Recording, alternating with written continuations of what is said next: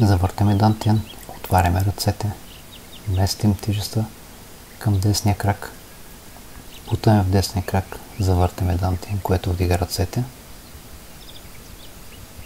завъртаме тялото наляво, отваряме левия крак,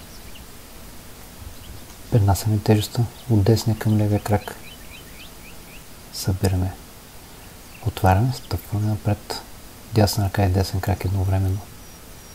Местим тежестта от левия към десния крак. Събираме. Отваряме стъпка напред. Ляв крак и лява ръка едновременно. Повтаряме.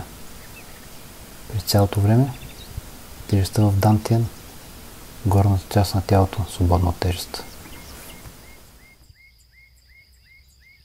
В това видео ви представих движение от 9-позиционната форма на Grandmaster Chun Se-1. Благодаря ви за вниманието. Ако видеото ви е харесало, моля абонирайте се за нашия канал, така ще имате достъп до още видеа.